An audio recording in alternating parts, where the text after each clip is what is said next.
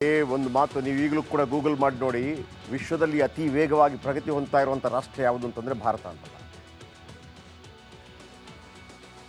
ವಿಶ್ವದಲ್ಲಿ ಅತಿ ಹೆಚ್ಚು ಭಿಕ್ಷುಕರಿರುವ ರಾಷ್ಟ್ರ ಯಾವುದು ಅಂತಂದರೆ ಪಾಕಿಸ್ತಾನ ಅಂತ ಬರುತ್ತೆ. 3,80,00,000 ಭಿಕ್ಷುಕರಿದ್ದಾರೆ ವಿಶ್ವದಲ್ಲಿ. ಭಿಕ್ಷುಕರು ಅರೆಸ್ಟ್ ಆಗ್ತಾರಲ್ಲ, ಆ ಭಿಕ್ಷುಕರ ಪೈಕಿ 90% ಭಿಕ್ಷುಕರು ಪಾಕಿಸ್ತಾನಿಗಳು. ಬಹುತೇಕ ಪಾಕಿಸ್ತಾನಿ ಭಿಕ್ಷುಕರು ಸೌದಿ ಅರೇಬಿಯಾಗೆ ಹೋಗ್ತಾರೆ, ಅಲ್ಲಿ ಪವಿತ್ರವಾದಂಥ ಮೆಕ್ಕಾ ನೋಡೋದಕ್ಕೆ ಹೋಗ್ತಾರೆ. ಹೋದವರು ಬಹುತೇಕರು ಆನ್ ರೆಕಾರ್ಡ್, ಅದನ್ನು ಪಾಕಿಸ್ತಾನ ವಿದೇಶಾಂಗ ಇಲಾಖೆಯ ಕಾರ್ಯದರ್ಶಿ ಹೇಳಿದ್ದು. ಒನ್ ಸೈಡೆಡ್ ಟಿಕೆಟ್ ತಗೊಂಡು ಹೋಗ್ತಾರೆ, ಅಲ್ಲಿ ಮೆಕ್ಕಾ ಎಲ್ಲ ದರ್ಶನ ಎಲ್ಲ ಆಗುತ್ತೆ, ಆಮೇಲೆ ಅಲ್ಲಿಂದ ಬರಲ್ಲ, ಅಲ್ಲಿ ಭಿಕ್ಷೆ ಬೇಡಕ್ಕೆ ಶುರು ಮಾಡ್ತಾರೆ. ಸತ್ಯ ಇದು. ಆಮೇಲೆ ಅವ್ರನ್ನ ತೆಗೆದು ಅರೆಸ್ಟ್ ಆದ ನಂತರ ವಾಪಸ್ ಅವರು ಫ್ರೀಯಾಗಿ ಕಳಿಸ್ಬಿಡ್ತಾರೆ ಪಾಕಿಸ್ತಾನಕ್ಕೆ ಅಂತ. ದೊಡ್ಡ ದೊಡ್ಡ ಡೆಲಿಗೇಷನ್ನು ಸೌದಿ ಅರೇಬಿಯಾ ಜೊತೆ ಪಾಕಿಸ್ತಾನ ಯಾವತ್ತಾದರೂ ಕೂತ್ಕೊಂಡಾಗ ಫಸ್ಟ್ ಅವ್ರು ಹೇಳ್ತಾರಂತೆ, ಫಸ್ಟ್ ನೀವು ಭಿಕ್ಷುಕರನ್ನು ಕಳಿಸೋದು ನಿಲ್ಲಿಸಿ ಇಲ್ಲಿಗೆ ಅಂತ. ಪಾಕಿಸ್ತಾನಕ್ಕೆ ಶೇಮ್ ಆಗ್ಬಿಟ್ಟು 2,000 ಇಂಥ ಭಿಕ್ಷುಕರ ಪಾಸ್ಪೋರ್ಟನ್ನು ಕ್ಯಾನ್ಸಲ್ ಮಾಡಿಬಿಡ್ತು.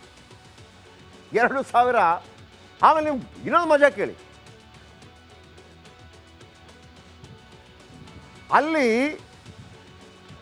ಟೋಟಲ್ ಆರ್ಥಿಕತೆಯ 12% ಭಿಕ್ಷಾಟನೆಯಿಂದಲೇ ಬರುತ್ತೆ ಪಾಕಿಸ್ತಾನದಲ್ಲಿ.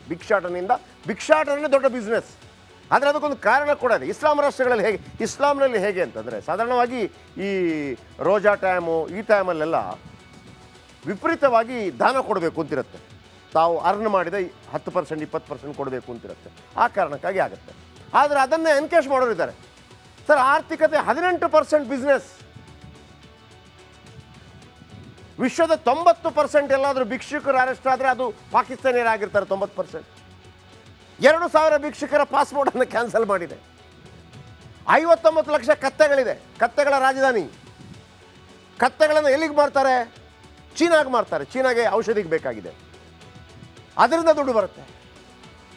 ಈ ಥರ ತಿನ್ನೋಕೆ ಹಿಟ್ಟಿಲ್ಲದಿದ್ದ ಪಾಕಿಸ್ತಾನ ಅದು ಹೇಗೋ ಮಾಡಿ ಆಟಮ್ ಬಾಂಬ್ಗಳನ್ನು ಮಾಡಿದೆ, ಪರಮಾಣು ಬಾಂಬ್ಗಳನ್ನು ಮಾಡಿದೆ, ಇಲ್ಲ ಅಂತಲ್ಲ.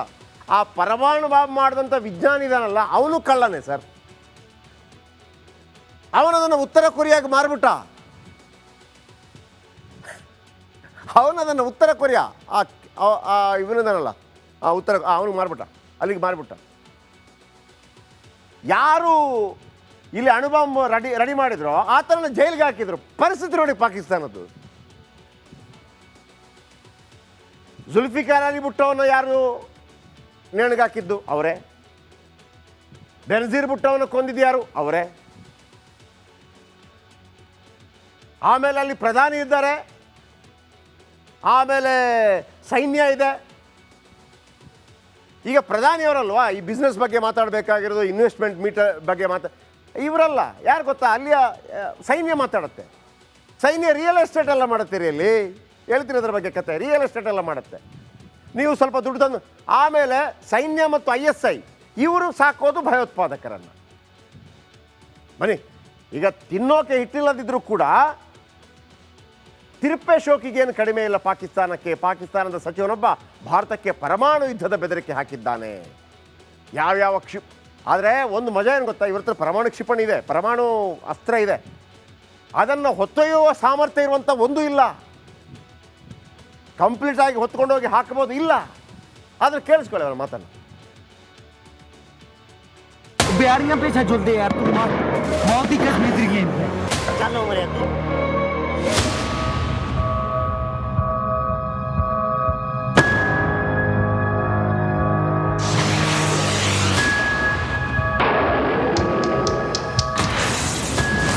ತಿನ್ನೋಕೆ ಹಿಟ್ಟಿಲ್ಲ, ಅಣು ಬಾಂಬ್ ಹಾಕ್ತಾನಂತೆ. ಭಾರತಕ್ಕೆ ಪಾಕ್ ವಿದೇಶಾಂಗ ಸಚಿವನ ಧಮಕಿ. ಪಾಕಿಸ್ತಾನ ಮತ್ತೆ ಕಾಮಿಡಿ ಮಾಡಿದೆ. ಹೌದು, ಪಾಕಿಸ್ತಾನದ ಸಚಿವ ಹನೀಫ್ ಅಬ್ಬಾಸಿ ಭಾರತಕ್ಕೆ ಪರಮಾಣು ಯುದ್ಧದ ಬೆದರಿಕೆ ಹಾಕಿದ್ದಾನೆ. ಘೋರಿ, ಶಾಹೀನ್, ಘಜ್ನಾವಿ ಕ್ಷಿಪಣಿಗಳು ಮತ್ತು 130 ಪರಮಾಣು ಸಿಡಿ ತಲೆಗಳನ್ನ ಭಾರತಕ್ಕಾಗೇ ಇಟ್ಟಿದ್ದೇವೆ ಎಂದಿದ್ದಾನೆ. उन्होंने कह दिया ना कि अगर हमारा पानी बंद करेंगे तो फिर जंग के लिए तैयार हो जाएं। ये जो गौरी, शहीन, गजनवी, ये चौकों में सजाने के लिए नहीं हमने रखे हुए, ये हमने हिंदुस्तान के लिए रखे हैं बाबा।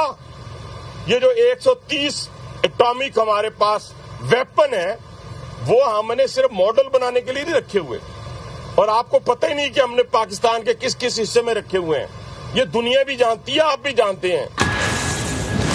ಶಾಹಿನ್ ಘೋರಿಗೆ ಭಾರತವೇ ಟಾರ್ಗೆಟ್.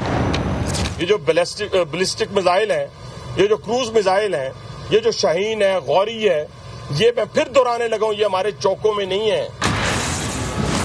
ನೌಕಾಪಡೆಯ ಝಲಕ್ಗೆ ಥಂಡ ಹೊಡೆದ ಪಾಕ್.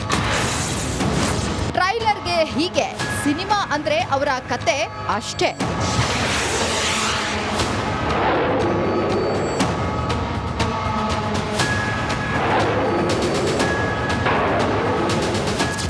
ಭಾರತೀಯ ನೌಕಾಪಡೆಯು ಬ್ರಹ್ಮೋಸ್ ಕ್ಷಿಪಣಿಯನ್ನ ಪರೀಕ್ಷಿಸಿದೆ. ಇದೇ ಮಿಸೈಲ್ ಸಹಾಯದಿಂದ ಒಂದು ವೇಳೆ ಭಾರತ ದಾಳಿ ಮಾಡಿದ್ರೆ ಪಾಕಿಸ್ತಾನದ ಆರ್ಥಿಕ ಬೆನ್ನೆಲುಬಾದ ಕರಾಚಿ ಸೇರಿದಂತೆ ಹಲವು ನಗರಗಳು ನಾಶವಾಗಬಹುದು. ಅರೇಬಿಯನ್ ಸಮುದ್ರದಲ್ಲಿ ಬ್ರಹ್ಮೋಸ್ ಕ್ಷಿಪಣಿ ಪರೀಕ್ಷೆ ಯಶಸ್ವಿಯಾಗಿ ನಡೆದಿದೆ. ಗುರಿಯನ್ನ ನಿಖರವಾಗಿ ಗುರುತಿಸಿ ಹೊಡೆದುರುಳಿಸಿದೆ. ಭಾರತ ರಷ್ಯಾ ಪಾಲುದಾರಿಕೆಯಲ್ಲಿ ಸಿದ್ಧವಾಗ್ತಿರೋ ಬ್ರಹ್ಮೋಸ್ ವಿಶ್ವದ ಅತ್ಯಂತ ವೇಗದ ಸೂಪರ್ಸೋನಿಕ್ ಕ್ರೂಸ್ ಕ್ಷಿಪಣಿ ಎನಿಸಿಕೊಂಡಿದೆ. 900 ಕಿಲೋಮೀಟರ್ ದೂರದ ಶತ್ರು ಹಡಗುಗಳು, ನೆಲೆಗಳನ್ನ ನಾಶಪಡಿಸುವ ಶಕ್ತಿ ಹೊಂದಿದೆ. ಈಗಾಗಲೇ ಭಾರತೀಯ ವಾಯುಸೇನೆ ಕೂಡ ತನ್ನ ಬೇಟೆಗಾರರನ್ನ ಸಜ್ಜುಗೊಳಿಸಿದೆ. ನಮ್ಮ ವಾಯುಪಡೆ 7 ಆಕಾಶ ರಥಗಳನ್ನ ಹೊಂದಿದ್ದು, 7 ಆಕಾಶ ರಥ ಅಂದ್ರೆ ರಫೇಲ್ ಫೈಟರ್ ಜೆಟ್, ತೇಜಸ್ ಯುದ್ಧ ವಿಮಾನ, MiG 29 fighter jet, Sukhoi 30 MKI jet, Mirage 200 fighter jet. ಇವು ದಾಳಿ ಮಾಡಿದ್ರೆ ಪಾಕಿಸ್ತಾನ ಚಿಂದಿ ಆಗೋದು ಪಕ್ಕ. Rajashekhar, Jahangirdar, news desk, Republic Kannada. ये जो 130 एटॉमिक हमारे पास वेपन है वो हमने सिर्फ मॉडल बनाने के लिए नहीं रखे हुए, और आपको पता ही नहीं कि हमने पाकिस्तान के किस किस हिस्से में रखे हुए हैं। ये दुनिया भी जानती है, आप भी जानते हैं। ಶಾಹಿನ್ ಘೋರಿಗೆ ಭಾರತವೇ ಟಾರ್ಗೆಟ್. ये जो बैलिस्टिक मिसाइल हैं, ये जो क्रूज मिसाइल हैं, ये जो शहीन है, गौरी है, ये मैं फिर दोहराने लगा हूं, ये हमारे चौकों में नहीं है। ನೌಕಾಪಡೆಯ ಝಲಕ್ಗೆ ಥಂಡ ಹೊಡೆದ ಪಾಕ್. ಟ್ರೈಲರ್ಗೆ ಹೀಗೆ, ಸಿನಿಮಾ ಅಂದ್ರೆ ಅವರ ಕತೆ ಅಷ್ಟೇ.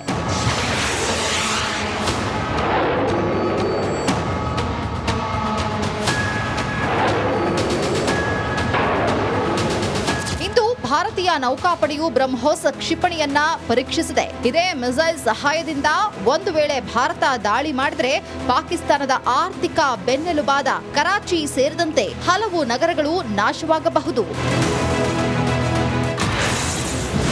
ಅರೇಬಿಯನ್ ಸಮುದ್ರದಲ್ಲಿ ಬ್ರಹ್ಮೋಸ್ ಕ್ಷಿಪಣಿ ಪರೀಕ್ಷೆ ಯಶಸ್ವಿಯಾಗಿ ನಡೆದಿದೆ. ಗುರಿಯನ್ನ ನಿಖರವಾಗಿ ಗುರುತಿಸಿ ಹೊಡೆದುರುಳಿಸಿದೆ. ಭಾರತ ರಷ್ಯಾ ಪಾಲುದಾರಿಕೆಯಲ್ಲಿ ಸಿದ್ಧವಾಗ್ತಿರೋ ಬ್ರಹ್ಮೋಸ್ ವಿಶ್ವದ ಅತ್ಯಂತ ವೇಗದ ಸೂಪರ್ಸೋನಿಕ್ ಕ್ರೂಸ್ ಕ್ಷಿಪಣಿ ಎನಿಸಿಕೊಂಡಿದೆ. 900 ಕಿಲೋಮೀಟರ್ ದೂರದ ಶತ್ರು ಹಡಗುಗಳು, ನೆಲೆಗಳನ್ನ ನಾಶಪಡಿಸುವ ಶಕ್ತಿ ಹೊಂದಿದೆ. ಈಗಾಗಲೇ ಭಾರತೀಯ ವಾಯುಸೇನೆ ಕೂಡ ತನ್ನ ಬೇಟೆಗಾರರನ್ನ ಸಜ್ಜುಗೊಳಿಸಿದೆ. ನಮ್ಮ ವಾಯುಪಡೆ 7 ಆಕಾಶ ರಥಗಳನ್ನ ಹೊಂದಿದ್ದು, 7 ಆಕಾಶ ರಥ ಅಂದ್ರೆ ರಫೇಲ್ ಫೈಟರ್ ಜೆಟ್, ತೇಜಸ್ ಯುದ್ಧ ವಿಮಾನ, MiG 29 fighter jet, Sukhoi 30 MKI jet, Mirage 200 fighter jet. ಇವು ದಾಳಿ ಮಾಡಿದ್ರೆ ಪಾಕಿಸ್ತಾನ ಚಿಂದಿ ಆಗೋದು ಪಕ್ಕ.